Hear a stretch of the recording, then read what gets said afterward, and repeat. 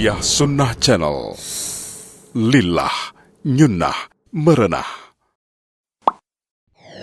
Yuk belanja di Tarbiyah Sunnah Mart.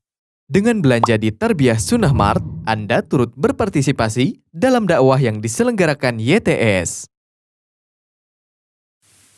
Bismillahirrahmanirrahim. Assalamualaikum warahmatullahi wabarakatuh. Alhamdulillahilladzi hadana lihadza wa ma kunna linahtadiya laula an hadana Allah. Wa asyhadu an la ilaha illallah wahdahu la syarika lah. Wa asyhadu anna Muhammadan abduhu wa rasuluh. Ya ayyuhalladzina amanu taqullaha haqqa tuqatih wa la tamutunna illa wa antum muslimun. Wa ba'd. Alhamdulillah kita kembali berjumpa membahas syarah doa-doa sholat. Kemarin kita sudah selesai membahas doa sujud. Sekarang kita masuk ke doa antara dua sujud. Doa antara dua sujud ini beragam, banyak dengan lafaz yang bervariasi. Ada yang sahih, ada yang dhaif. Kita akan bawakan salah satu saja di antara hadis ini yang sahih. Dari Ibnu Abbas radhiyallahu anhuma anna Nabiyya alaihi salatu wassalam kana yaqulu baina sajdatain Allahumma ighfirli warhamni wahdini wa'afini warzuqni. Kata Ibnu Abbas adalah Nabi SAW selalu berdoa di dalam duduk antara dua sujud. Allahumma gfirli warhamni wahdini wa'afini warzuqni. Ada 5 ya. Allahumma hdini. Ya Allah, Allahumma gfirli. Ya Allah ampuni aku. Warhamni, rahmati aku. Wahdini, tunjuki aku. Wa'afini, sehatkan aku. Dan warzuqni, berikan rizki kepadaku. Hadis ini diriwayatkan oleh imam yang 4 kecuali Imam An-Nasai. Berarti Imam Abu Daud, Imam At-Tirmidzi dan Imam Ibnu Majah. Dan lafaz hadis barusan adalah milik Imam Abu Daud dan disahihkan oleh Imam Al-Hakim. Imam Al-Hakim juga meriwayatkan hadis dalam kitab Al-Mustadraknya. Berkata Imam An-Nawawi dalam kitab Al-Majmu' Syarah Al-Muhadzab, isnaduhu jayyid, bahwa sanad hadis ini jayyid. Hadis ini makbul di kalangan para ulama ya. Adapun perkataan Ibnu Abbas kana yaqulu, ada kana, ada yaqulu. Yaqulu ini fi'il mudhari atau kata kerja bentuk sedang atau akan. Kana masuk ke dalam fi'il mudhari, maka taqtadil istimrar ghaliban, menunjukkan terus menerus pada umumnya, seringnya berdoa dengan doa ini ya. Allahumma gfirli, Allahumma kita sudah jelaskan ya Allah, tapi di dalamnya ada 2 hal. Pertama, dalam ya Allahumma ada pengagungan kepada Allah ya, plus pengkhususan. Jadi saking diagungkan dan dikhususkan ya Allah, sampai-sampai lafaz Allah didahulukan. Huruf ya yang tadinya dibuang, yang tadinya di depan dibuang. Tadinya ya Allah menjadi Allahumma. Ya-nya dibuang ke belakang dan berubah menjadi mim, dan huruf mim yang ditambahkan di akhir Allah menunjukkan fokus, menunjukkan adanya penghayatan, kekhusyuan dan kesungguh-sungguhan. Jadi kalau seorang hamba mengatakan Allahumma, itu pasti ada kesungguh-sungguhan, ada penghayatan, ada pengagungan, ada pengkhususan kepada Allah. Allahumma gfirli artinya ya Allah berikan aku maghfirah. Dan maghfirah itu mencakup 2. Pertama, satru dzunub anil ibad, ditutupnya dosa dari hamba-hamba. Kedua, at-tajawuz anhu fala uqubah. Dibebaskan atau diselamatkan di akhirat tanpa ada azab. Jadi maghfirah keuntungannya dunia dan akhirat. Di dunia dosa orang yang memperoleh maghfirah itu oleh Allah ditutup, dirahasiakan. Tidak diapakan, tidak dibuka, tidak diberitahukan kepada orang lain. Dirahasiakan, hanya dia yang tahu dengan Allah Subhanahu wa ta'ala. Ini di dunia. Dan di akhirat orang itu dibebaskan dari azab. Inilah yang disebut dengan maghfirah. Ya. Berdasarkan hal itulah maka Allahumma gfirli, ya Allah ampuni aku. Di dalam kata ampuni aku tadi terkandung dua hal. Rahasiakan aib-aib dan kesalahan-kesalahanku, dosa-dosaku. Jangan sampai orang lain tahu, dan bebaskan dari dosa dari azab akibat dosa tadi. Inilah yang disebut dengan maghfirah. Ya. Ya Allah ampuni aku. Hayati, ketika kita mengucapkan Allahumma gfirli, maka hayati bahwa dalam ucapan Allahumma gfirli kita memohon kepada Allah dua hal atas dosa-dosa kita. Pertama, dosa itu tolong rahasiakan, jaga, jangan sampai orang lain tahu, dan bebaskan dari azab akibat dari dosa tersebut. Inilah maghfirah, ya. Sebagaimana diterangkan di dalam salah satu hadis sahih riwayat Imam Bukhari, innallaha sayukhlisu rajulan min ummati ala ru'usil khalaiq yaumal qiyamah. Allah akan membebaskan salah seorang laki-laki dari kalangan umatku pada hari kiamat di hadapan seluruh makhluk. Ya. Kemudian orang itu dipanggil, lalu ditutupkan satar. Satar itu penutup. Gordeng lah gitu ya, hijab yang menghalangi. Menghalangi dari pandangan manusia di akhirat. Hanya dia dan Allah.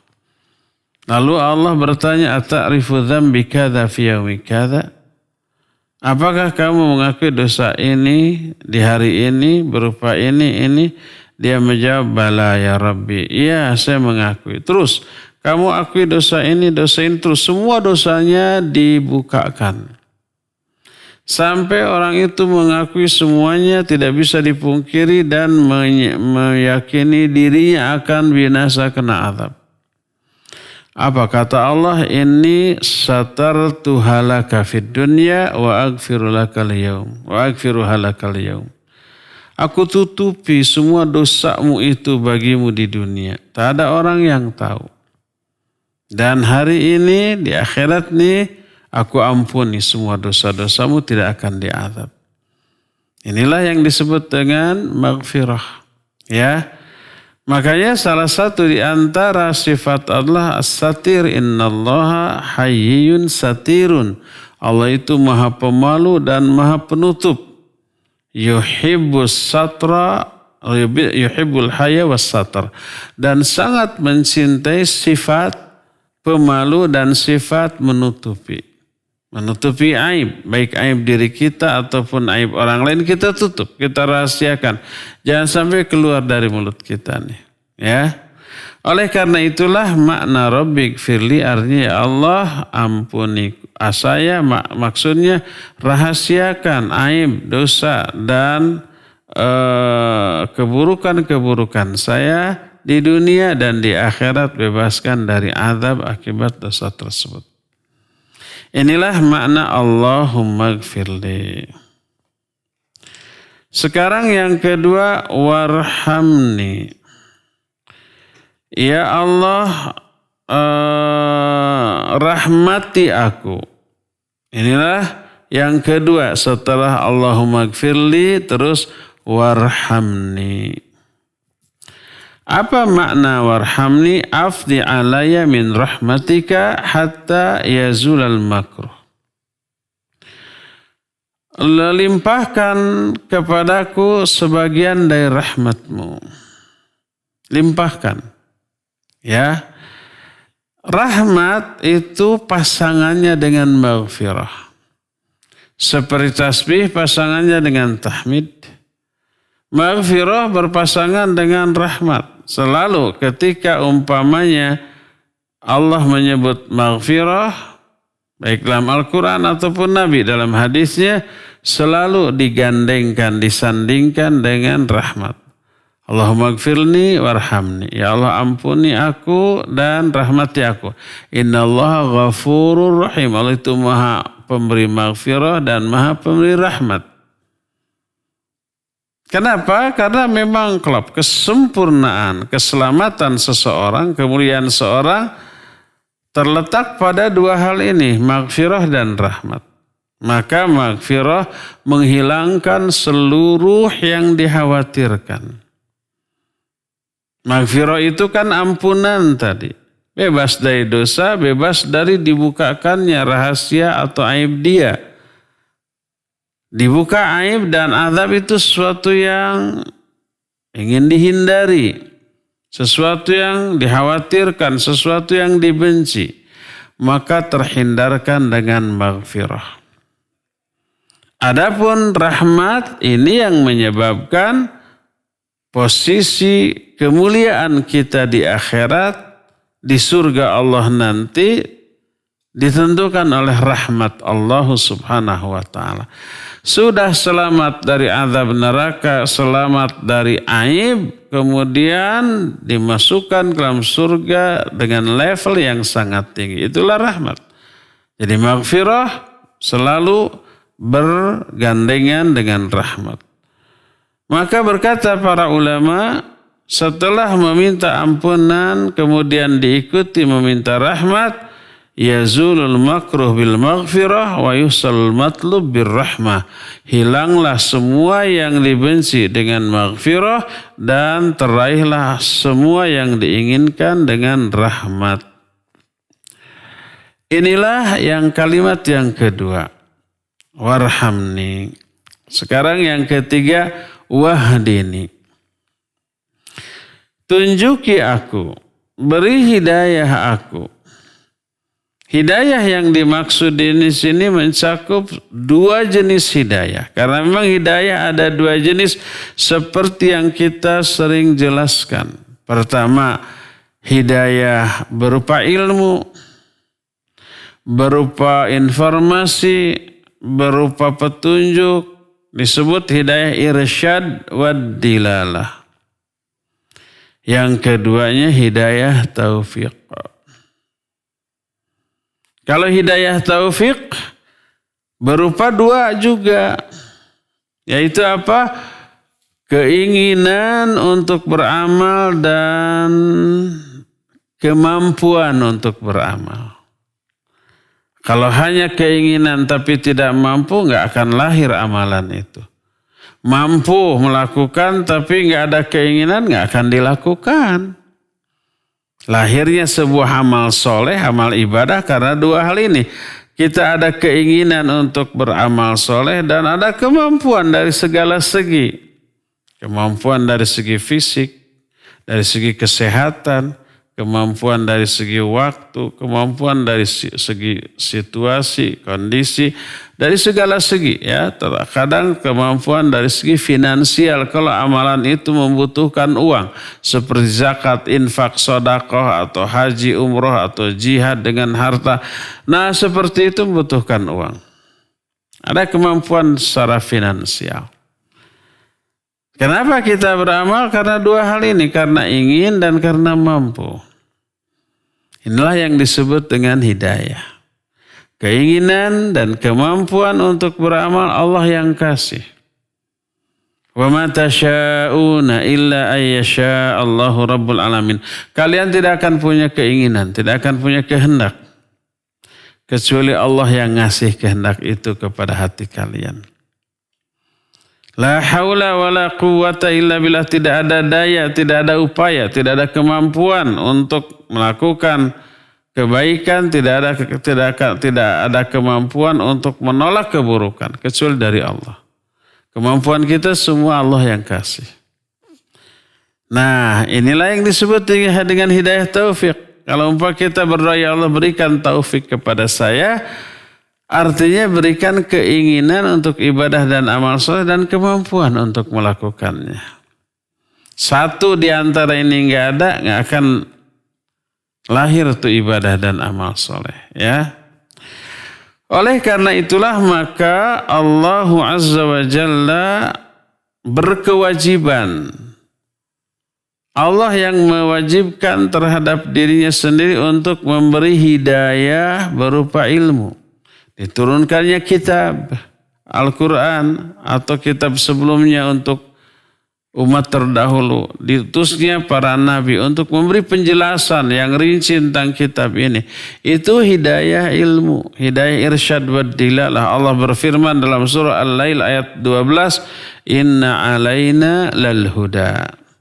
Sesungguhnya kewajiban kami memberi petunjuk, memberi hidayah. Maksudnya hidayah berupa ilmu. Dan ini Allah tekankan 2 kali, ada inna, ada la. Lanya lam taukid yang dibawa, yang dibaca pendek, lal huda. Inna sesungguhnya tuh taukid. Sungguh-sungguh benar-benar, bukan asal-asalan. Alaina, tanggungan kami, kewajiban kami. Apa? Lal huda, benar-benar memberikan petunjuk. Petunjuknya berupa irsyad wa dilalah, berupa ilmu, berupa wahyu, berupa Al-Quran, berupa diutusnya para nabi. Setelah para nabi tidak ada, diutusnya manusia-manusia yang Allah pilihkan untuk menyampaikan risalahnya. Para ulamanya, para duatnya, para asatidnya. Nah, oleh karena itulah maka di dalam Al-Quran surah Al-Insan ayat yang ketiga Allah menyatakan setelah Allah menciptakan manusia, inna hadainahu sabila imma syakira wa imma kafura. Setelah kami ciptakan manusia, kemudian kami berikan petunjuk kepada manusia itu jalan. Bisa bersyukur, bisa kufur, terserah. Ini cara bersyukur, efeknya begini. Ini cara kufur, akibatnya begitu. Allah menyuruh, kalau kamu mau bersyukur nih, lakukan semua perintah Allah, jauhi semua larangannya. Ibadah kamu kepada Allah. Nanti akibatnya begini-begini. Di dunia begini, di akhiratnya begini. Kalau enggak, terserah, ini berarti kufur. Perbuatan kufur itu adalah tidak mensyukuri nikmat Allah, termasuk nikmat al-Islam ini. Dikufuri, kemudian akibatnya nanti di akhirat neraka. Allah jelaskan, inna hadainahu sabil, imma syakira wa imma kafura. Kami telah berikan hidayah, berikan petunjuk berupa jalan. Petunjuk di sini adalah ilmu, adalah wahyu, adalah Al-Quran dan As-Sunnah. Manusia mau syukur silakan, mau kufur silakan. Termasuk kaum yang durhaka zaman baheula, kaum Tsamud, diberi hidayah oleh Allah. Tapi mereka lebih memilih kekufuran daripada hidayah itu. Hidayah yang dimaksud di sini bukan hidayah taufik, tapi hidayah irsyad wa dilalah berupa ilmu. Allah berfirman dalam Al-Quran dalam surah Fussilat ayat 17, wa amma thamudu fahadainahum fastahabul ama 'alal huda. Adapun kaum Tsamud, kami telah berikan hidayah kepada mereka. Hidayah ini bukan hidayah taufik loh. Tapi hidayah berupa ilmu, berupa wahyu, berupa informasi, berupa keterangan, penjelasan, nasihat yang disampaikan oleh Nabi yang diutus kepada mereka, itu hidayah. Fa'amma thamudu fahadainahum. Terus bagaimana respon atau sikap kaum Tsamud? Fastahabbul ama 'alal huda. Mereka lebih mencintai kebutaan daripada hidayah. Lebih mencintai kekufuran, kebebasan, kemaksiatan. Lebih mencintai menyembah selain Allah daripada hidayah yang Allah berikan.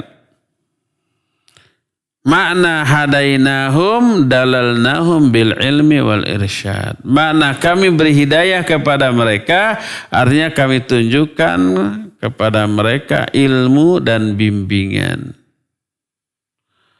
Oleh karena itulah maka kalau orang tersebut sudah sampai ilmu tapi ilmu itu tidak diamalkan, berarti dia sudah diberi hidayah, irsyad dan dilalah oleh Allah, tapi dia tolak sehingga Allah tidak memberi hidayah taufik kepada dia.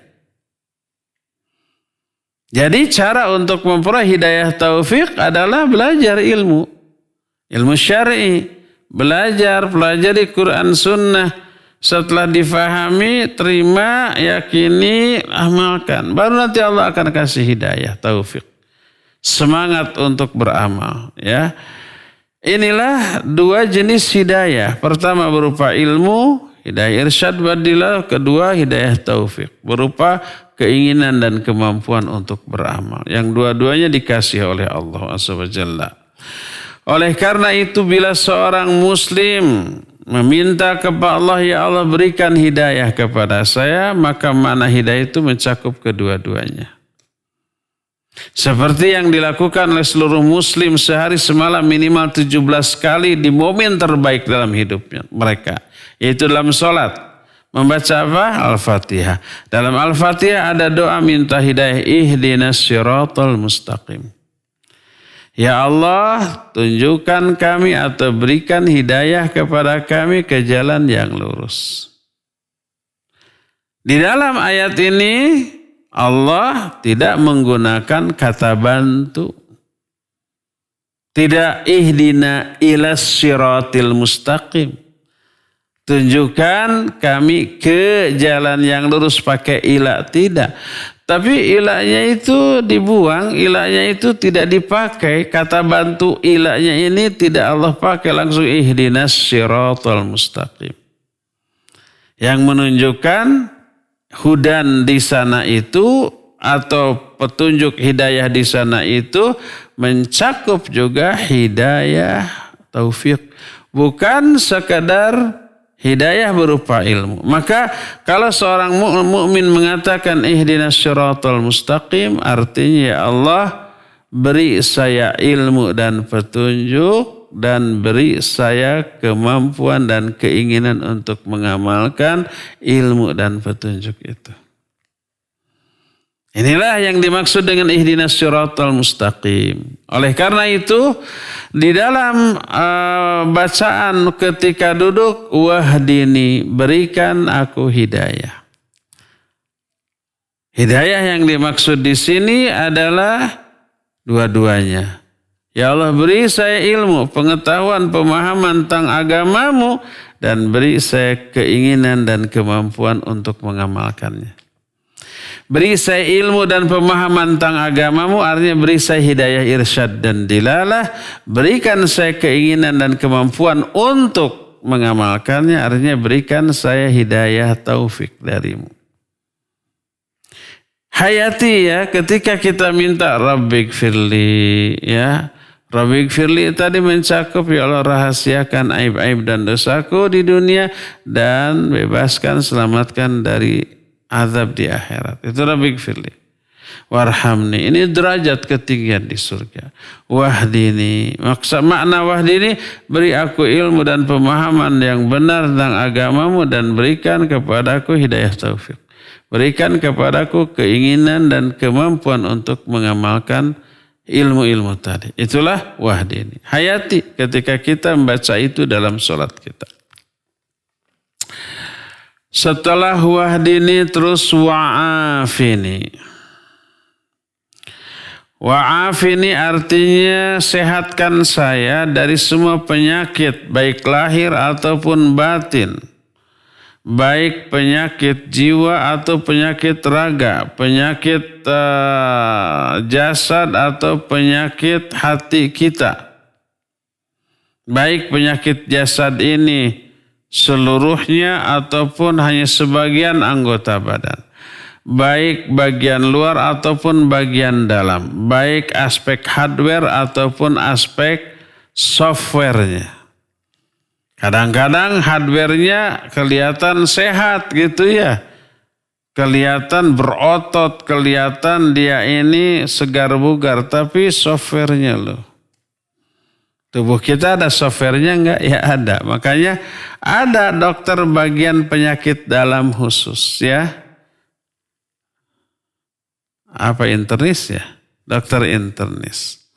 Penyakit dalam. Software-nya itu. Ya. Oleh karena itulah maka sehatkan saya dari penyakit lahir. Baiklah penyakit lahir itu bagian dalam seperti jantungnya, paru-parunya, hatinya, empedunya, ginjalnya, ususnya, pencernaan semua, ataupun penyakit luar seperti ya yang dialami oleh tangan, kaki, reumatik namanya, penyakit reumatik luar apa dalam merenya. Borok, bisul dan yang sejenisnya ya. Dan juga penyakit hati, jiwa. Apa penyakit hati itu? Syubhat dan syahwat. Dari syubhat melahirkan kufur, syirik dan bid'ah. Dari syahwat melahirkan maksiat, dosa besar. Itu penyakit batin tuh. Wa'afini, sehatkan saya, sehat dari kedua-duanya. Baik penyakit lahir ataupun penyakit batin. Dan yang lebih penting di antara kedua jenis kesehatan ini adalah sehat rohani kita, hati kita. Dari penyakit syubhat yang melahirkan syirik, kufur dan bid'ah. Syubhat itu setiap penyimpangan, setiap dosa yang diakibatkan karena kebodohan, ketidaktahuan. Kebodohan, ketidaktahuan melahirkan kesalahpahaman, kesalahpersepsian tentang agama ini. Tidaklah lahir kufur, syirik dan bid'ah kecuali karena kebodohan. Sehingga sesuatu yang terlarang dianggap ibadah seperti kebid'ahan. Sesuatu yang sebenarnya syirik dianggap ibadah yang agung, tauhid atau sebuah perbuatan yang mulia dan agung. Seperti umpamanya orang yang meminta-minta ke kuburan. Berdoa kepada ruh-ruh orang-orang yang sudah mati. Itu menganggap dan meyakini itu ibadah. Seperti yang dilakukan oleh musyrikin Quraisy zaman baheula, berdoanya meminta kepada Lata, Uzza, Manat, Hubal dan seterusnya, itu orang-orang soleh zaman baheula. Lalu dibuat patungnya, ya.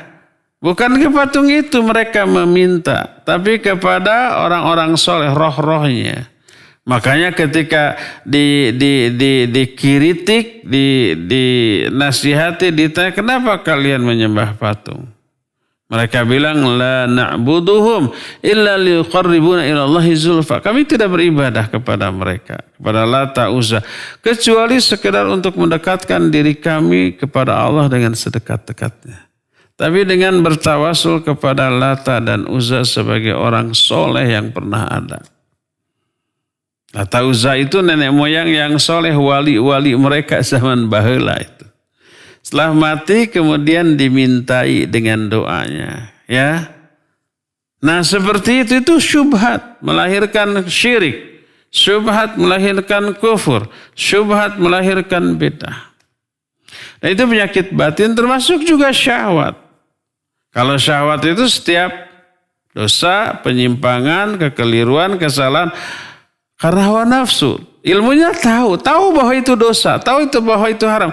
Tapi karena menyenangkan, karena enak, karena memuaskan hati dia, maka dilakukan. Baiklah dosa oge gitulah. Seperti kita makan bala-bala. Tahu bala-bala ini gak bagus ya gak? Perpaduan antara minyak dengan tepung terigu yang digoreng itu konon membahayakan tubuh. Tahu semua orang. Tapi karena enak gimana gak kuat. Gak bisa nolaknya ini. Makanya setiap buka bala-bala selalu ada. Tapi makan bala tidak dosa, enggak. Cuma ilustrasinya bahwa itu ada berbahayanya bagi kesehatan, bagi tubuh. Tapi karena enak, walaupun sadar, makan aja. Itu syahwat. Orang tahu bahwa berjudi itu dosa. Tapi dilakukan. Karena ada kesenangan dan kalau menang ada keuntungan, rugi juga ya pasti ke semua yang judi itu kalah gitu. Sampai habis berapa juta bahkan miliaran nggak perlu, yang penting ada kepuasan hati. Ada angan-angan yang memperjuangkan angan-angan kosong yang akan diraih. Begitu juga yang mabuk, tahu mabuk itu dosa tapi ada kesenangan. Begitu juga berzina, tahu bahwa itu dosa tapi ada kesenangan. Begitu juga mencuri, merampok, korupsi, tahu itu dosa, tapi ada keuntungan dunia, itu syahwat. Dan syubhat ataupun syahwat dua-duanya penyakit hati, penyakit batin. Minta agar disehatkan, wa'afini. Makanya ketika kita dalam duduk membaca wa'afini, ya Allah sehatkan aku, itu hayati, niatkan bahwa kesehatan yang kita minta terutama sehatnya rohani kita, hati kita dari syubhat dan syahwat. Juga niatkan menyehatkan bagian tubuh fisik kita, raga kita, baik aspek bagian dalamnya ataupun bagian luarnya. Wa'afini, ya. Oleh karena itulah maka ketika Allah Subhanahu wa taala zaman baheula ya mengutus malakul maut kepada Nabiullah Musa alaihi salatu wassalam untuk mencabut ruh Nabi Musa. Oleh Nabi Musa saat itu menolak dan malakul maut yang datang kepadanya ditonjok. Sampai kedua matanya keluar. Dan hadis ini sahih diriwayatkan oleh Imam Bukhari dalam kitab Sahih Bukhari. Kalau orang yang tidak punya ilmu kemudian memahami hadis ini dengan akal, tertawa melecehkan hadis. Ngaco ini hadis, gitu ngomongnya. Kenapa? Gak masuk akal. Pertama, masa seorang Nabi Musa pas datang waktu ajalnya gak mau mati. Orang biasa aja nggak layak begitu. Kedua, kok Nabi Musa galak amat berani melawan utusan Allah malakul maut sampai ditonjok. Sampai keluar kedua matanya. Ketiga, masa malakul maut bisa ditonjok. Atau sebelum ditonjok juga menghilang, kan gitu. Gak masuk akal. Itu kata mereka. Mentertawakan hadis ini. Padahal hadis ini sahih.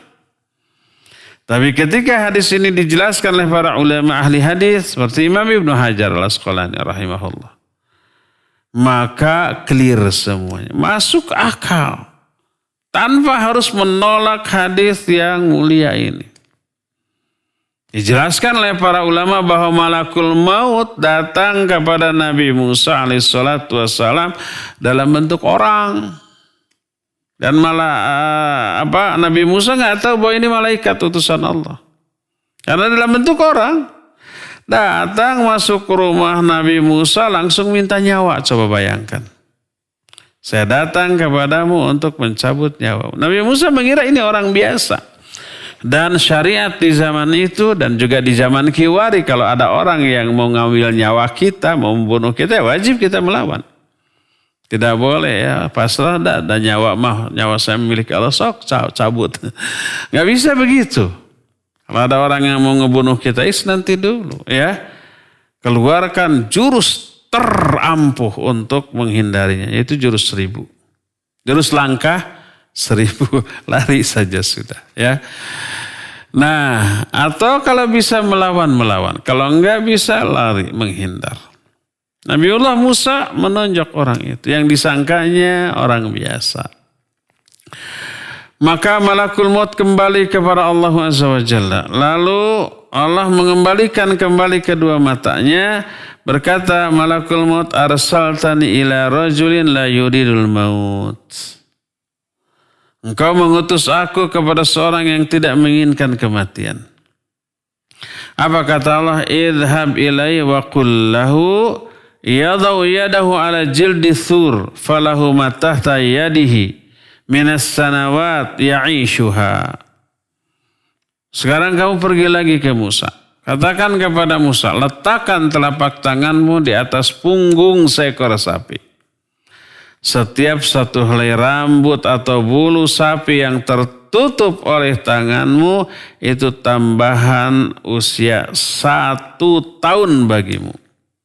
1 lembar bulu 1 tahun, begitu ditutupkan telapak tangan kita ke punggung sapi. Ada berapa lembar bulu? Ribuan mungkin ya. Jadi ribuan tahun. Lalu mendengar itu Nabi Musa bertanya, "Tsumma madza?" Kemudian setelah itu apa? "Tsummal maut." Setelah itu baru kamu mati. La budda min hadza. Mahma talat bikal hayat fala budda minal maut. Kematian itu sesuatu yang mesti sepanjang apapun usia kamu, ribuan tahun sekalipun. Setelah begitu Nabiullah Musa baru sadar ini malakul maut. Lalu beliau menjawab, "Al-an." Sekarang silakan cabut nyawa saya. Wa sa'alallahu ayyudniyahu minal ardil muqaddasah bimiqdar ramyat hajar. Lalu Nabiullah Musa meminta kepada Allah agar didekatkan ke negeri yang suci di Palestina.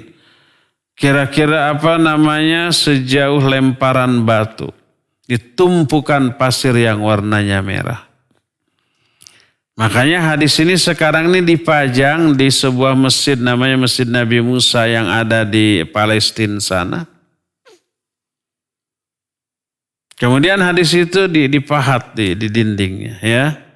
Dan di Masjid Nabi Musa itu ada maqam Nabi Musa. Bukan makam, bukan kuburan. Tapi orang-orang banyak tuh yang menyangka itu kuburan. Padahal makam, bukan makam. Cuma makam di dalam bahasa Indonesia, mananya kuburan. Bahasa Arab makam itu tempat menetap. Bisa tempat berdiri, bisa tempat menetap. Dan seluruh masjid-masjid yang diberi nama Masjid Nabi di Palestina ada makamnya. Ada masjid Nabi Daud, ada makamnya. Ada masjid Nabi Sulaiman, ada makamnya. Ya, ada masjid Nabi Yunus, ada makam Nabi Yunus. Begitu. Kaum muslimin yang awam, terutama dari Indonesia, ini makam. Padahal makom. Beda. Bukan kabar, bukan kuburan, bukan makbarah, tapi makam. Artinya Nabi tersebut pernah tinggal di tempat itu. Selama beberapa lama. Ya. Nah, kemudian begitu Salahuddin Al-Ayyubi rahimahullah datang ke Palestina dan menguasai Palestina, beliau mendirikan masjid-masjid dan diberi nama dengan nama para nabi, lalu dibuatkanlah monumen. Yang monumen itu kemudian disebut dengan sebutan maqam.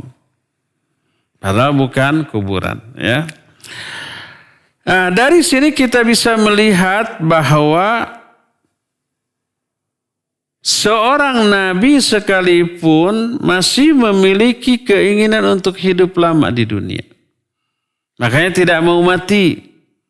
Tapi setelah mengetahui bahwa itu utusan Allah, berupa malakul maut yang menyamar menjadi orang, kemudian barulah dia pasrah sekarang, silakan. Oleh karena itulah maka mintalah kepada Allah Subhanahu wa ta'ala agar Allah menyehatkan kita. Wa'afini. Ya Allah, sehatkan aku lahirnya dan batinnya, jiwanya ataupun raganya, ya, jasadnya ataupun hatinya. Dibersihkan, disehatkan. Maka Nabi SAW pernah berdoa, Allahumma ati nafsi taqwaha wa zakkiha anta khairu man zakkaha anta waliyuha maulaha. Ya Allah, berikan kepada jiwa saya ketakwaannya dan sucikan jiwa saya.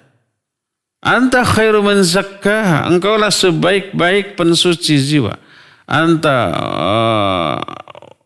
maulaha,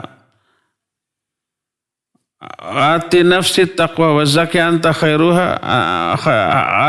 man zakkaha anta waliyuha maulaha. Engkau pemilik hati ini, pelindung hati ini dan pengatur hati ini. Mintalah kepada Allah Azza wa Jalla. Inilah wa'afin. Sudah 4 tuh. Allahumma gfirli sudah, warhamni sudah, wahdini sudah, wa'afini sudah. Sekarang terakhir warzuqni, dan berikan saya rizki. Apa yang dimaksud dengan rizki? Rizki itu makanan, minuman, pakaian, tempat tinggal, pasangan hidup, ya, istri atau suami, itu rizki dunia. Dan warizquddin, ini jangan diabaikan, rizki agama. Agama berupa ilmunya tentang agama, hidayah untuk mengimaninya dan mengamalkannya, itu rizki yang jauh lebih berharga daripada rizki dunia. Makanya ilmu juga rizki. Dalam salah satu ayat dikatakan wa qur rabbi zidni ilma. Dalam salah satu doa rabbi zidni ilma warzuqni fahma. Ya Allah, berikan tambahan kepadaku ilmu dan beri rizki kepadaku berupa apa? Pemahaman. Pemahaman yang benar tentang. Itu juga rizki. Anak rizki, ya rizki.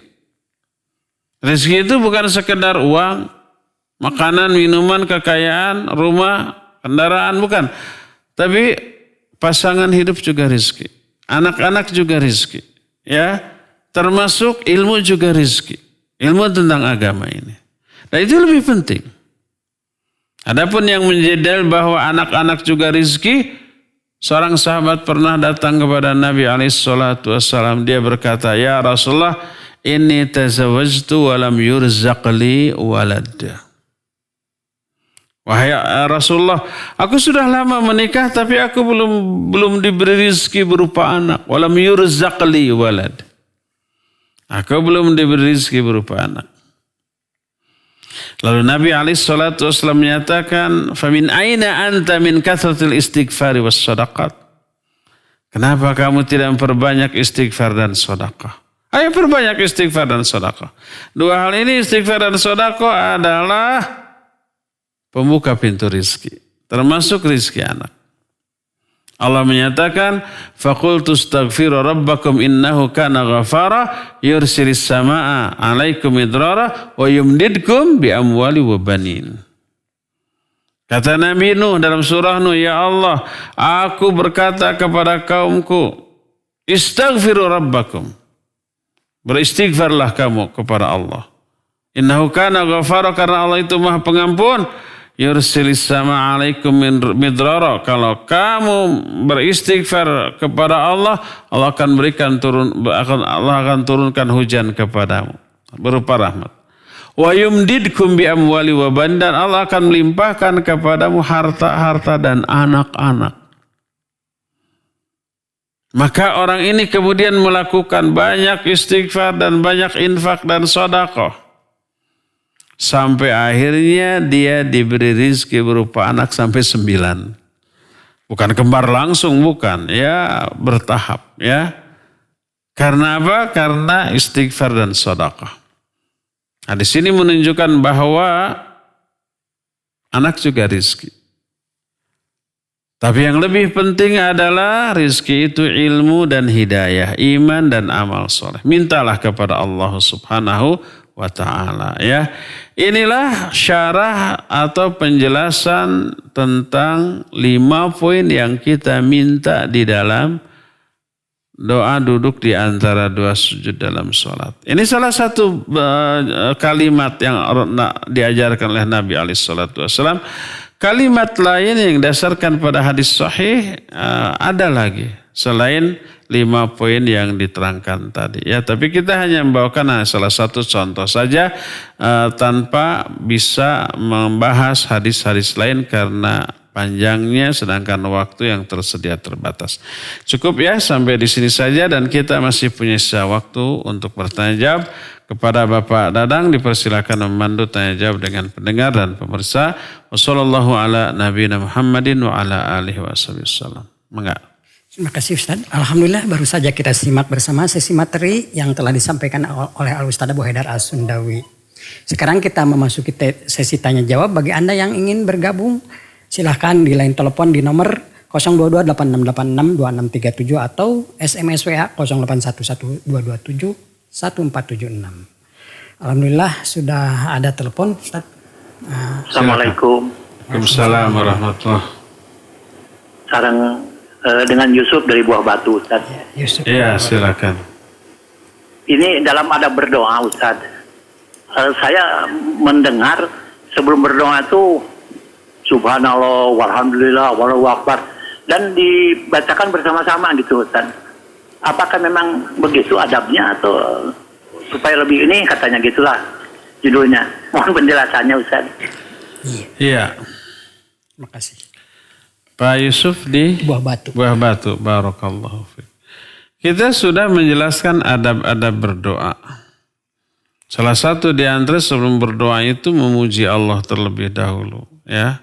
Menyanjung Allah, sholawat kepada Nabi SAW, istighfar, mengakui kesalahan, taubat, baru meminta, ya. Adapun kalau umpamanya sebelum berdoa kemudian dzikir dulu secara berjamaah, tasbih, tahmid, ya, dan dilakukan secara berjamaah, maka tidak pernah dilakukan oleh Nabi SAW. Berdoalah masing-masing, sendiri-sendiri. Walaupun umpamanya ba'da sholat fardu.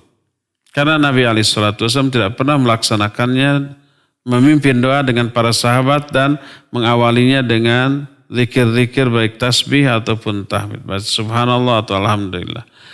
Tapi sekali lagi dianjurkan bagi kita untuk apa?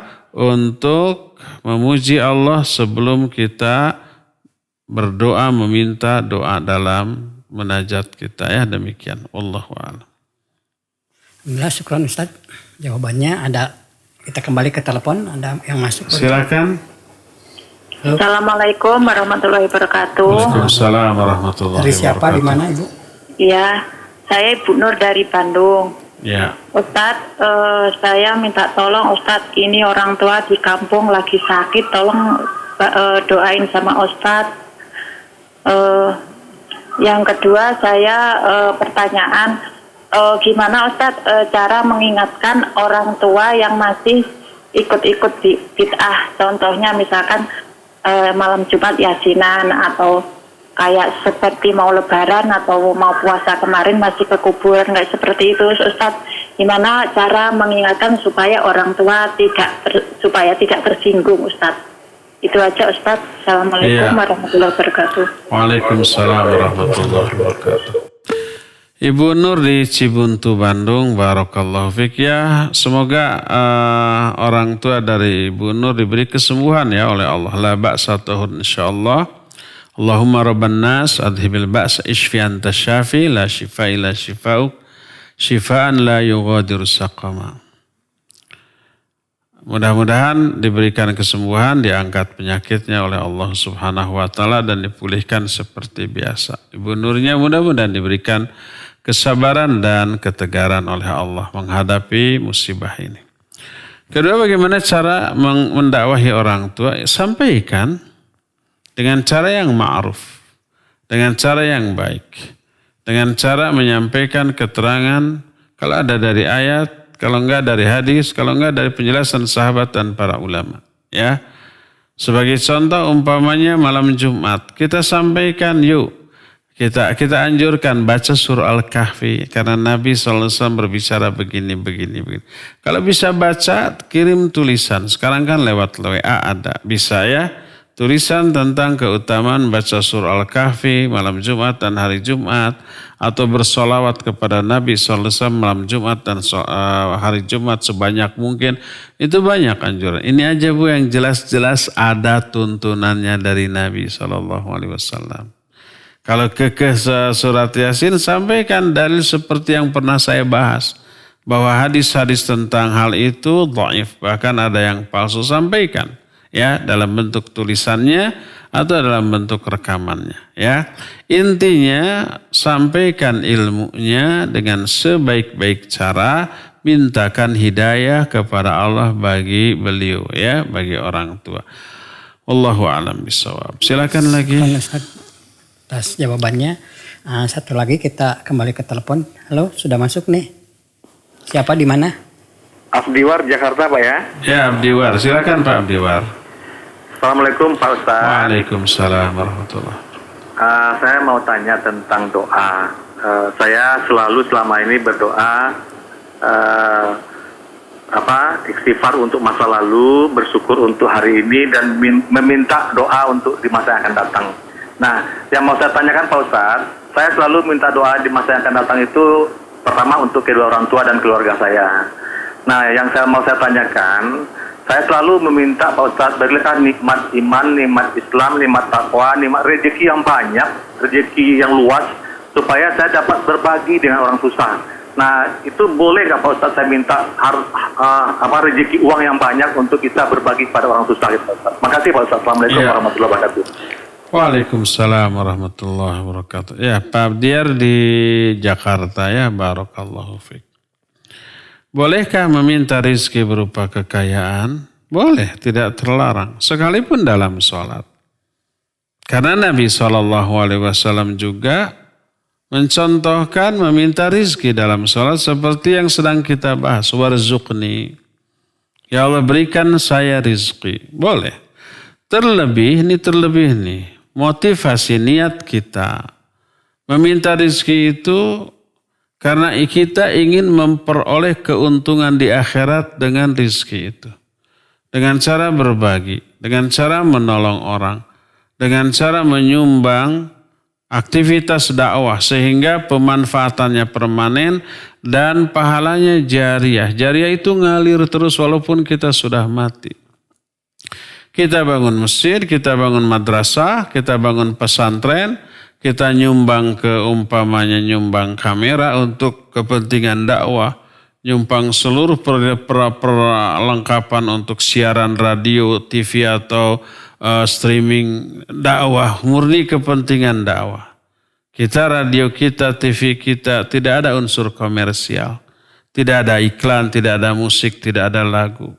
Isinya apa? Isinya hanya dakwah murattal, informasi kajian, laporan-laporan aktivitas sosial kita, paling begitu. Semuanya dakwah. Kita menyumbang kameranya, menyumbang peralatannya, dan seterusnya, menyumbang untuk pembangunan gedungnya. Maka setiap kali dakwah seperti ini diadakan, apakah yang dapat pahala hanya ustadz seorang? Tidak. Semua yang terlibat, kameramen, operator, ya, ahli IT-nya, termasuk yang nyumbang kameranya, yang nyumbang mikrofonnya, yang menyumbang kursinya, yang menyumbang bangunan ruangan studio ini, dan seterusnya. Ya, kita yang sudah mati ininya masih manfaat puluhan ratusan tahun lagi ngalir terus ke alam kubur kita. Ya. Jadi motivasi kita ingin kaya itu, ingin digunakan kekayaan itu untuk ibadah. Ingin haji, ingin umroh, ingin menghajikan orang tua atau mengumrohkan orang tua, ingin menyumbang masjid pesantren di tengah pandemi COVID-19 ini banyak orang kesulitan. Kita jadi fasilitator untuk menyalurkan donasi dari para donatur, ya. Kita bagi-bagi sembako, kita bagi-bagi uangnya juga kita bagi, sembakonya kita bagi, makanan jadinya juga kita bagi, dan seterusnya. Sehingga terasa, ya. Maka jadi ibadah, jadi pahala. Dan kita meminta uang, rizki yang melimpah kepada Allah dalam rangka itu bagus, ya. Asal benar janjinya, sesuai janji. Jangan sampai ketika belum punya minta, ya Allah dengan janji kalau diberi rizki yang melimpah saya akan bangun pesantren, masjid untuk ke fakir miskin. Setelah dapat sayang. Ya jadi, jangan sampai gitu, ya. Nanti Allah cabut kembali apa yang Allah telah rizkikan kepada dia. Jadi dibolehkan Pak Abdiar, ya. Wallahu a'lam bishawab. Silakan. Kita nemak ini aja Ustaz ke WA. Nelpon ke sini. Dari hamba Allah, nggak mau disebut namanya, Ustaz dari Bandung. dari Cimahi. Nah, Afwan Ustadz, tadi nggak sempat bertanya untuk kajian pagi, tapi ini masalah penting. Saya mau tanya, maaf sebelumnya Ustadz, saya ibu yang sudah mau masa menopause. Haid saya tidak teratur, keluar darah segar hanya 3 hari, berhenti seminggu. Kemudian keluar flek-flek coklat selama lebih dari 7 hari. Gimana hukum puasa saya Pak Ustadz? Syukron barakallahu fiik. Iya, barakallahu fiik, itu termasuk salah satu tanda-tanda menjelang menopause seperti itu, ya. Mungkin itu haid terakhir mungkin. Ya, seperti yang sudah sering kita berjelaskan bahwa mengenal apakah itu darah haid atau bukan dilihat dari sifat darahnya. Sifat darahnya itu khas. Kalau darah yang keluar seperti darah haid, sifat-sifatnya seperti darah haid. Dari aspek warna, baunya, dan kekentalannya, maka baik sedikit ataupun banyak itu adalah haid. Dan selama haid, maka tidak boleh sholat, tidak boleh saum, tidak boleh hubungan suami istri.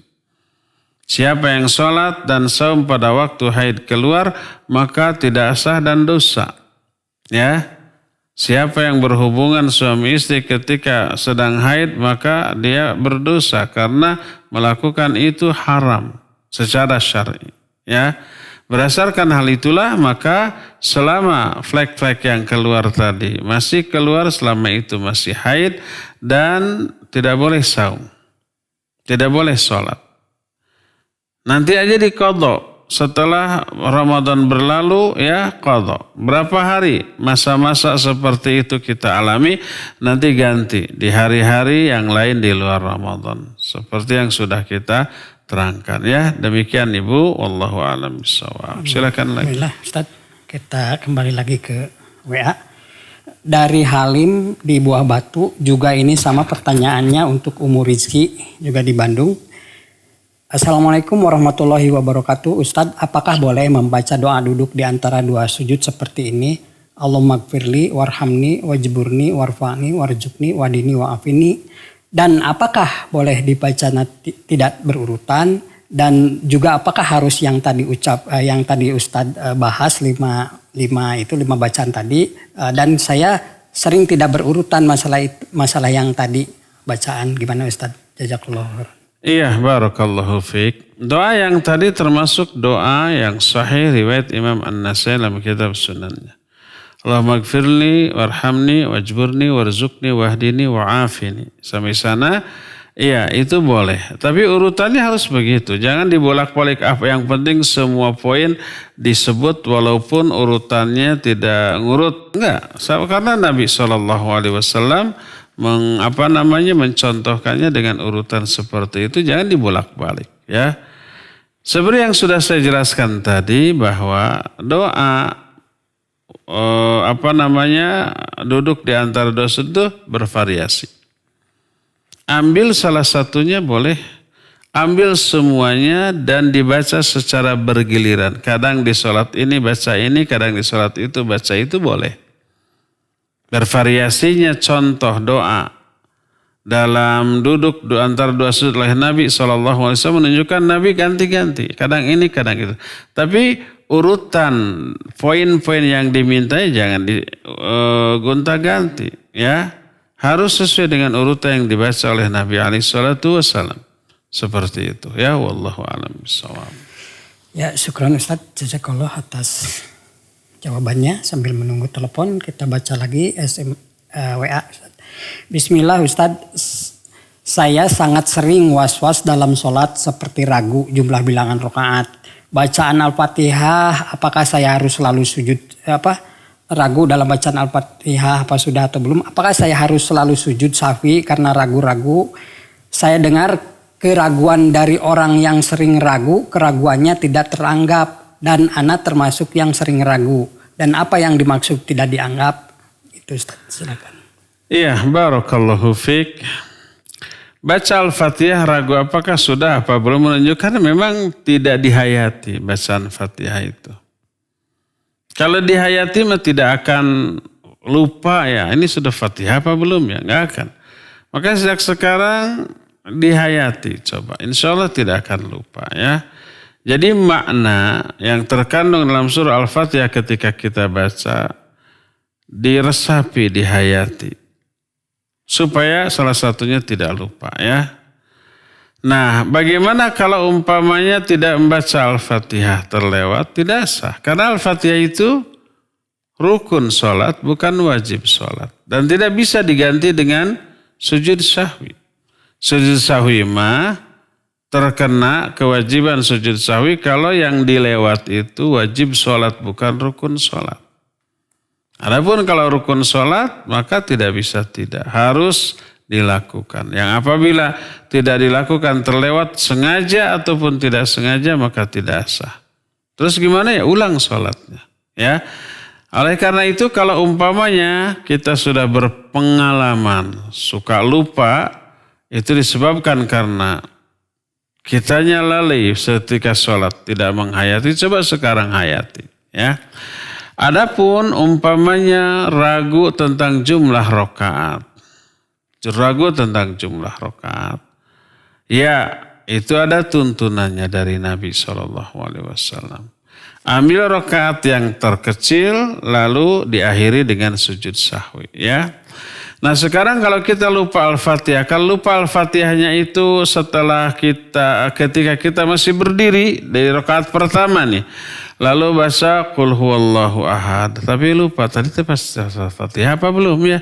Ragu, baca Fatihah, baca lagi Fatihah. Kalau tadi sudah nggak apa-apa, kalau tadi belum ya berarti sekarang dibaca. Untuk apa? Untuk meyakinkan bahwa kita ini benar-benar membaca Al-Fatihah ya.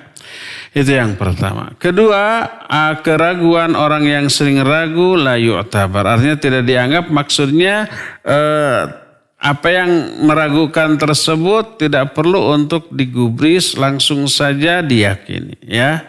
Itu mana? Seperti contoh umpamanya ini ragu apa sudah 3 rakaat atau 4 rakaat, sudah sholat apa belum, sudah sholat atau apa belum. Seperti itu. Dan sering kali begitu, sudah ambil yang paling aman, kita yakini belum sholat. Karena asalnya kita belum sholat. Terus ragu sudah sholat atau belum, sudah sholat apa belum. Maka kembali kepada yang kita yakini belum. Ya. Silakan sholat. Mengulang sholat wajib adalah sunnah, nggak apa-apa. Tapi melewatkan sholat wajib sama sekali itu sebuah dosa besar. Wallahu a'lam. Silakan. Alhamdulillah. Saya atas jawabannya, Ustaz. Juga kembali ke SMS, Ustaz. Bismillah dari Abu Gailan di Sasak Bubur, Kecamatan Ciamplas. Mau bertanya, apakah lokasi domisili saya di Sasak Bubur, Kecamatan Ciamplas ini dalam sholat tetap ke masjid seperti biasa atau harus di rumah? Sementara masjid terdekat masih menyelenggarakan sholat seperti biasa. Maksudnya dalam kondisi pandemi sekarang ini. Jazakallah khairan. Iya, saya anjurkan untuk tetap di rumah. Walaupun daerah kita masih daerah hijau. Dalam arti belum ada data yang terpapar virus corona ini. Karena kita tidak mengetahui ya. Tetangga-tetangga kita yang suka ke masjid itu tadi siang, tadi pagi, sejak pagi pergi kemana saja, bertemu dengan siapa saja. Pergi ke pasar, di pasar berdesak-desakan. Nah yang ke pasar itu apakah semuanya dipastikan steril? Kan tidak. Naik ke angkot, apakah di angkot itu mungkin sepi kosong, tapi apakah pernah ada enggak orang naik angkot itu yang terpapar virus corona? Kalau ada, duduk di sana, turun, si virusnya nempel di tempat duduknya, kita masuk, kita duduk di sana, nempel di kita. Nah, mungkin saja orang-orang tetangga-tetangga jamaah masjid kita ini pergi ke Bandung, pergi ke sana pakai angkot, atau ke pasar atau ke supermarket, nanti berinteraksi dengan banyak orang sengaja atau tidak sengaja, lalu membawa virus itu. Siapa yang bisa menjamin? Kan tidak ada. Maka untuk amannya sudah. Sekarang ada uzur kuat untuk sholat di rumah. Jangankan ada virus corona yang mengancam nyawa. Hujan turun saja itu menjadi uzur bagi kita. Uzur dari apa? Uzur untuk tidak sholat ke masjid. Boleh sholat di rumah. Pahalanya tetap sama dengan pahala di masjid. Apa sih niat dan tujuan utama kita sholat di masjid? Agar pahalanya gede, pahalanya banyak, 27 kali. Pahala itu kita dapat walaupun kita sholat di rumah. Karena ada uzur. Ya. Kalau toh ada orang yang menyatakan, masa ke masjid nggak boleh, ke pasar boleh, ke ATM boleh, ke supermarket boleh. Kan ustadz ditanya, boleh nggak ke pasar, boleh nggak ke supermarket, boleh nggak ngambil uang ke ATM? Dijawab pasti boleh. Karena itu kebutuhan darurat. Kalau nggak ke pasar, nggak ada yang dipasak, nggak ada yang bisa dimakan, kelaparan. Kita, anak istri kita, keluarga kita kelaparan. Itu kebutuhan pokok. Tidak bisa umpamanya diganti dengan yang lain. Dan satu-satunya cara harus ke warung, harus ke supermarket, harus ke ATM, harus ke pasar gitu ya. Itu sesuatu yang sifatnya darurat, tidak bisa tidak. Adapun ke sholat, apakah harus di masjid dan darurat harus di masjid? Kalau nggak di masjid nggak sah? Enggak. Ada uzur boleh di rumah. Ya. Jadi tidak bisa disamakan hukum ke masjid dengan ke pasar. Kalau ke pasar kebutuhan yang sifatnya doruri tidak harus belanja untuk makan. Kalau sholat ke masjid bisa di rumah. Berjamaah di rumah dengan pahala yang sama. Itu pertama. Kedua, kalau umpamanya kita ke pasar, kemudian di pasar ada yang terkena corona. Tidak akan memberi madarat kepada aspek agama, kepada tempat ibadah. Tapi kalau umat terpaparnya di masjid itu akan menjadi fitnah. Tuh gara-gara sholat di masjid jadi kena corona. Diekspos saja masjid termasuk salah satu tempat yang potensial untuk menyebarkan virus corona. Jadi buruk citra masjid teh. Nah, seperti itu, ya.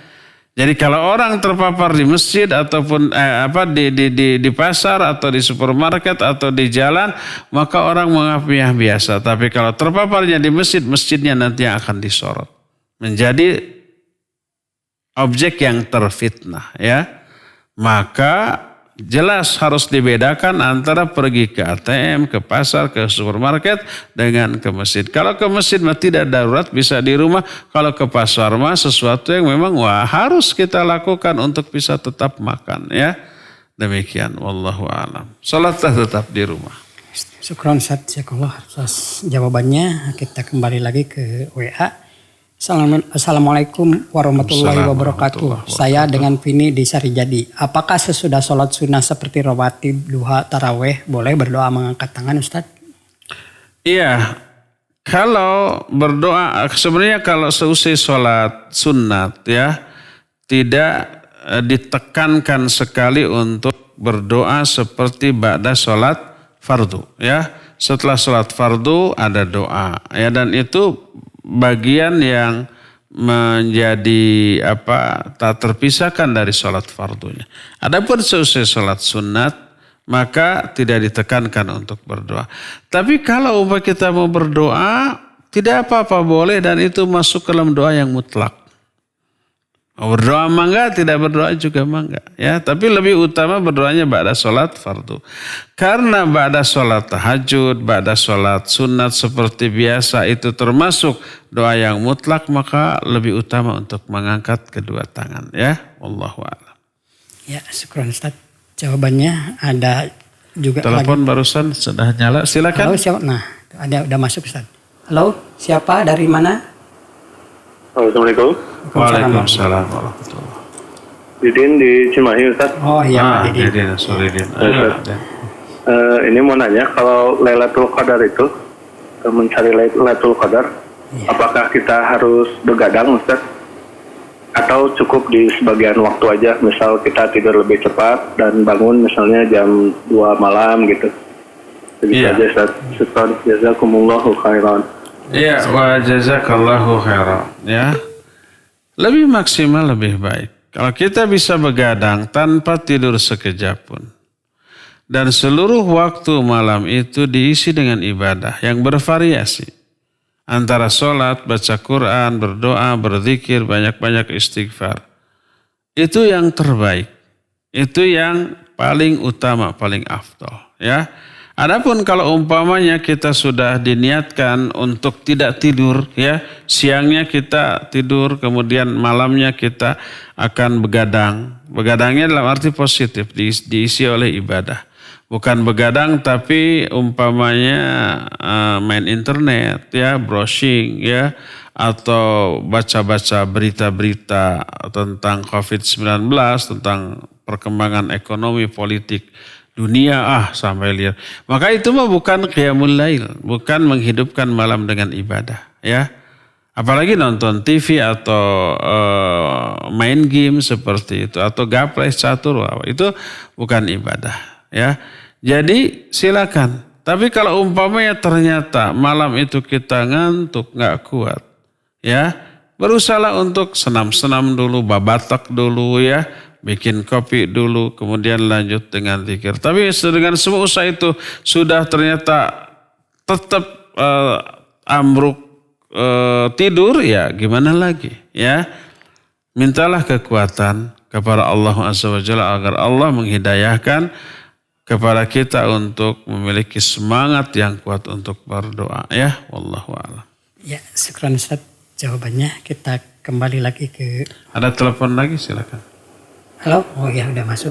Halo, Assalamualaikum. Waalaikumsalam warahmatullahi wabarakatuh. Apaan Ustaz mau bertanya? Siapa, dari Pak? Bapak Heri di Pemalang. Heri Pemalang, silakan. Ya, begini Ustaz. Di dekat rumah kan ada mengadakan sholat raweh di musola, ya Ustaz. Ya. Apaan mau bertanya, semisal ketika sholat raweh itu diselingi dengan sholawat, terus setiap 4 rakaat itu aja semacam doa apa itu namanya tuh? Setaunya semacam doa gitu ya Ustaz. Ya. Itu bagaimana hukumnya ya Ustaz? Sebaiknya saya sholat di rumah apa ikut yang misal kayak walaupun nggak ada misal nggak ada pandemi, kita ikut sholat sendiri apa ikut yang tarawih bersama itu Ustaz? Iya. Demikian Ustaz. Nah, jazakallahu khair. Wa jazakallahu khairan. Waalaikumsalam warahmatullahi wabarakatuh. Pak Heri di Pemalang. Barakallahu fiik Pak Heri. Kalau sekarang musim pandemi jangankan tarawih yang sunnah, ya. Salat fardu aja jangan. Jumatan aja jangan. Sebaiknya di rumah, ya. Ikuti pemerintah, ikuti anjuran MUI untuk stay at home, termasuk ibadah juga, agar pemutusan mata rantai penyebaran COVID-19 ini segera tuntas gitu, ya. Agar kita kembali bisa beraktivitas secara normal. Saya kemarin bincang-bincang dengan orang yang punya links terhadap orang-orang di dinas kesehatan. Kalau masyarakat tidak disiplin dalam menghindari COVID-19, ini akan bisa berlangsung sampai 2024 loh. Kalau tidak disiplin dan kalau pemerintah tidak tegas, ya, maka perlu ketegasan pemerintah. Perlu himbauan yang intensif dari para ulama untuk menyadarkan warga agar menjaga dirinya untuk tidak keluar rumah, termasuk dalam masalah ibadah, ya. Yang fardu pun tetaplah lakukan di rumah dan itu sah dan pahalanya sama dengan sholat di masjid. Jadi kalau sekarang Pak Heri jangan, ya. Nah sekarang tidak musim pandemi, bagaimana? Tetap dianjurkan sholat di masjid. Karena apa? Karena hadisnya menyatakan siapa orang sholat bersama imam sampai selesai, dicatatkan bagi dia sholat semalam suntuk. Adapun kekeliruan dan kesalahan yang dilakukan oleh imam, yang kemudian diikuti oleh jamaahnya, jangan kita ikuti, ya. Kita diam saja. Kesalahannya tanggung jawab imam dan benarnya pahala bagi kita, pahala bagi imam. Demikian Pak Heri, wallahu a'lam bishawab. Terakhir, ya. Ya. Assalamualaikum, saya Rian dari Cicahem. Izin bertanya, beberapa hari kemarin ada orang yang mendoakan air dengan maksud agar mempermudah menjual rumah. Lalu air tersebut dicipratkan dan dibanjur di halaman rumah. Lalu ia juga mengubur parfum di halaman rumah juga dengan niat mempermudah penjualan rumah tersebut. Lalu ia berdalil dengan surat Al-Maidah ayat 35. Ia berkata, kita boleh berdoa dengan perantara atau wasilah air dan parfum. Apakah hal ini dibenarkan? Mohon penjelasannya Ustaz. Jazakallahu khairan. Al-Maidah ayat berapa? 35. 35. Barakallahu fiik. Iya, itu termasuk salah satu di antara praktek perdukunan.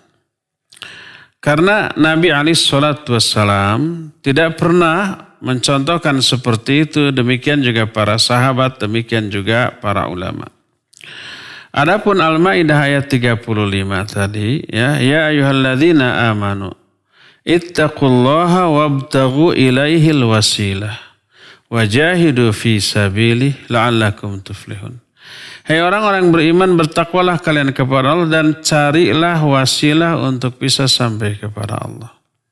Wasilah di sini jangan difahami sendiri. Penjelasan para ulama, wasilah di sini adalah amal soleh yang disyariatkan, ya, yang hanya bisa menyampaikan kita kepada Allah. Bukan wasilah berdoa dengan melalui benda-benda, apalagi benda-benda mati yang tidak dicontohkan oleh Nabi SAW. Air, kemudian parfum.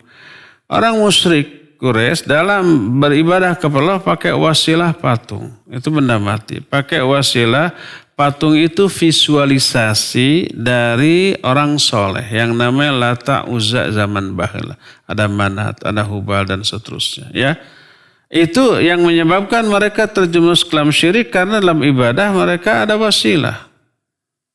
Dan wasilahnya itu adalah visualisasi dari orang soleh. Nah, apalagi ini bukan begitu memahami ayat, ya. Nah, kecuali kalau meruqyah air dengan bacaan-bacaan Quran atau doa-doa yang diambil dari hadis Nabi SAW yang sahih, kemudian diminumkan kepada orang yang sakit, ya itu ada asarnya, itu ada dalilnya, itu ada hadisnya, dan itu sahih, boleh. Boleh kita umpamanya mengobati orang dengan cara meruqyah, baik membacakan kepada orang yang sakit ataupun membacakan itu ke air kemudian airnya diminumkan, itu boleh. Adapun untuk kepentingan bukan mengobati, ya seperti menjual rumah. Ada praktek-praktek perdukunan. Dukun itu apa mereka nggak pakai doa, nggak pakai ayat? Pakai ayat, pakai doa, tapi itu tadi. Cara-cara yang digunakannya menggunakan cara-cara yang digunakan oleh para tukang sihir yang dibantu oleh setan laknatullahi alaih. Ada wasilah berupa buhul, berupa alat sihir, berupa alat perdukunan. Nah, termasuk tadi, ya, apakah jimat seperti itu tidak ada ayat Al-Quran yang tertulis dalamnya? Ada ayat Al-Quran yang tertulis dalamnya. Pakai parfum, pakai bunga, pakai jampe-jampe harupat, gera gede, gera lumpat, dan seterusnya. Itu syirik, tidak boleh, ya. Berdasarkan hal itu, maka tidak boleh kita melakukan apa yang ditanyakan tadi. Itu praktek perdukunan. Walaupun yang dibacakannya ayat. Tapi cara praktek seperti itu adalah praktek yang dilakukan oleh perdukunan, oleh dukun. Adapun bagaimana caranya agar rumah itu cepat laku, ya lakukan ikhtiar yang rasional, ya. Umpamanya direnovasi dulu atau dibaguskan, halamannya dibersihin gitu ya, disapu, dipel, dicat ulang, umpamanya dipromosikan lewat internet ya, lewat orang, tolong bantu promosikan nanti kamu dapat bagian. Berdoalah kepada ya Allah cepatkan penjualan rumah saya itu agar laku dengan segera. Boleh dengan cara seperti itu ya. Adapun membacakan ayat ke air, dibanjurkan, dicipratkan ke rumah, apalagi dalam parfum, maka tidak ada dalil akal dan dalil nakal dalam hal itu. Dalil akal tidak ada, tidak rasional. Apa hubungannya lakunya rumah itu dengan parfum yang ditanam, ya, dengan air yang dicipratkan? Nggak ada alasan rasional, nggak ada alasan nakli. Naklinya itu dari Al-Quran dan Sunnah dari syariat Islam. Tidak ada yang seperti itu. Adapun ayat yang dipakai benar ayatnya, tapi penerapan yang keliru, ya, yang salah, ya. Ya, cukup sampai di sini saja. Insyaallah kita berjumpa kembali esok hari di waktu dan gelombang yang sama. Subhanakallahumma bihamdika asyhadu an la ilaha illa anta astaghfiruka wa atubu ilaika. Alhamdulillahirabbil alamin. Wassalamualaikum warahmatullahi wabarakatuh.